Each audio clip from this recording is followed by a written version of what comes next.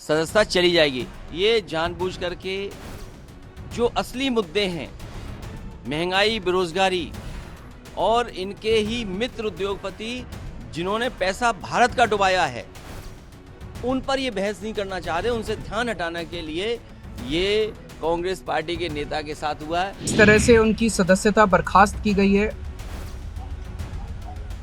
वो एक कायराना हरकत है, वो एक डरी हुई सरकार की निशानी है। BJP, how low can you go, Mr. Modi and Mr. Shah? BJP, shame on you, shame. Rahul Gandhi 23 मार्च तक वायनाड से लोकसभा के सांसद थे, लेकिन महज 24 घंटे के अंदर ही वो पूर्व सांसद हो गए हैं। मानहानि केस में 2 साल की सजा के बाद उन्हें लोकसभा से अयोग्य घोषित कर दिया गया। इस फैसले के बाद कांग्रेस ने मोदी सरकार पर निशाना साधा और पूरी कार्रवाई को साजिश और सरकार की डिक्टेटरशिप करार दिया। अब राहुल की संसद से सदस्यता रद्द होने के बाद वो बेघर हो जाएंगे और एक सांसद के तौर पर मिलने वाली सभी सुविधाएं भी उनकी बंद हो जाएंगी। इस रिपोर्ट में बात करेंगे इस पूरे मामले के बारे में और जानेंगे कि कौन सी है ये सुविधाएं जो एक सांसद के तौर पर राहुल गांधी को अब तक मिलती आई हैं। नमस्कार, मैं हूं कीर्ति और आप देख रहे हैं न्यूज तक। बात करें राहुल के सिर से छत छिन जाने की बात पर, तो बता दें कि राहुल अब तक दिल्ली के लुटियन जोन्स के 12 तुगलक रोड पर रहते हुए आए हैं, लेकिन अब वो उस घर में नहीं रह सकेंगे। वजह है संसद से उनकी सदस्यता जाना। अपनी सदस्यता जाने के बाद राहुल गांधी ने एक ट्वीट करते हुए लिखा, मैं भारत की आवाज के लिए लड़ रहा हूं, मैं हर कीमत चुकाने को तैयार हूं। इससे पहले कांग्रेस ने कहा था कि राहुल गांधी ने लगातार फैक्ट्स के आधार पर खुलकर बात की है, उसी का परिणाम वो भुगत रहे हैं। बता दें कि राहुल ने पिछले महीने ही रायपुर में हुए कांग्रेस के 85वें राष्ट्रीय अधिवेशन के दौरान कहा था कि 52 साल हो गए हैं, मेरे पास आज तक अपना घर नहीं है। इलाहाबाद में जो है वो भी मेरा घर नहीं है। मैं 12 तुगलक रोड में रहता हूं और वो भी अब मेरा घर नहीं है। 52 साल हो गए,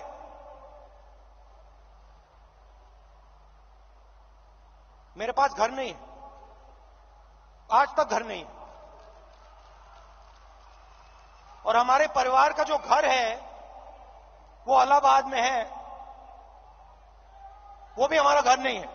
राहुल से उनका घर छिन जाने का उनका डर आखिरकार सामने आ ही गया। राहुल अब बेघर हो जाएंगे और उन्हें मिलने वाले सभी भत्ते भी बंद हो जाएंगे जो सांसद के तौर पर अब तक उन्हें मिलते आए थे। अब सिर्फ राहुल को पूर्व सांसद के तौर पर ही भत्ते दिए जाएंगे। एक सांसद को कई तरह की सुविधाएं दी जाती हैं। राज्यसभा सांसदों की सैलरी अगर हम बात करें तो 16,000 रुपए हर महीने होती है। ये भले ही बहुत कम है, लेकिन इसके साथ मिलने वाली सुविधाएं और भत्ते बहुत ज्यादा हैं। ये सैलरी सांसदों को member of parliament act 1954 salary allowance और पेंशन के तहत दिए जाते हैं। सांसदों को रहने के लिए सरकारी घर मिलता है। इसके अलावा हर साल 4,000 किलोलीटर पानी और 50,000 यूनिट बिजली फ्री दी जाती है। घर में फर्नीचर से लेकर पर्दे तक का खर्च सरकार ही उठाती है। स्वास्थ्य संबंधी सुविधाओं के नाम पर इन्हें तमाम सुविधाएं मिलती हैं जो सेंट्रल गवर्नमेंट हेल्थ स्कीम के तहत सेंट्रल सिविल सर्विसेज के क्लास 1 के ऑफिसर्स को मिलती है। इसके अलावा साल में जितने दिन सदन चलता है उस हिसाब से प्रतिदिन सांसदों को 1,000 रुपए दिया जाता है और 20,000 रुपए हर महीने संवैधानिक भत्ता भी मिलता है। साथ ही कार्यालय व्यय भत्ते के नाम पर सांसद को 20,000 रुपए हर महीने मिलता है। इसमें से वो 4,000 रुपए स्टेशनरी और पोस्ट आइटम पर खर्च करता है। वहीं अपने सहायक रखने के नाम पर एक सांसद 14,000 रुपए तक खर्च कर सकता है। एक सांसद को सड़क यात्रा करने पर 34 रुपए प्रति किलोमीटर दिए जाते हैं। वहीं हवाई यात्रा में टिकट का महज 25% ही पेमेंट करनी होती है। हर साल ये अपनी किसी भी एक रिश्तेदार के साथ 34 हवाई यात्रा बिल्कुल फ्री कर सकते हैं। साथ ही इनका कोई भी रिश्तेदार अकेले साल में 8 बार मुफ्त हवाई सफर कर सकता है। बात करें फोन भत्ते की तो सांसद को 2 फोन दिए जाते हैं जिसका खर्च सरकार ही वहन करती है। इसके इंटरनेट कनेक्शन की फैसिलिटी भी फ्री होती है। लेकिन अब ये सभी सुविधाएं राहुल से छिन जाएंगी। जिन्हें नहीं पता ये मामला क्या है, उन्हें हम बताते चलें कि ये मामला 4 साल पुराना है, जिसमें राहुल को 2 साल की सजा मिली और संसद से उनकी सदस्यता भी रद्द कर दी गई। राहुल गांधी को 23 मार्च को सूरत कोर्ट ने मोदी समाज को लेकर साल 2019 में किए गए उनके एक कमेंट के चलते 2 साल की सजा सुनाई, जिसके महज 24 घंटे के बाद ही लोकसभा सचिवालय ने राहुल की संसद से सदस्यता को भी खत्म कर दिया। दरअसल राहुल ने 2019 में एक बयान दिया था और कहा था कि सभी चोरों के नाम के आगे मोदी क्यों लगा होता है। एक छोटा सा सवाल, इन सब के नाम, इन सब चोरों के नाम मोदी मोदी मोदी कैसे हैं? ನಿಮ್ಮ ಮುಂದೆ ಒಂದು ನನ್ನ ಸಣ್ಣ ಪ್ರಶ್ನೆ, ಈ ಎಲ್ಲ ಕಳ್ಳರ ಹೆಸರು ಕೂಡ ಮೋದಿ ಮೋದಿ ಮೋದಿ ಅಂತ ಯಾಕೆ ಬರ್ತಾ ಇದೆ? नीरव मोदी, ललित मोदी, नरेंद्र मोदी, और अभी थोड़ा ढूंढेंगे तो और बहुत सारे मोदी निकलेंगे।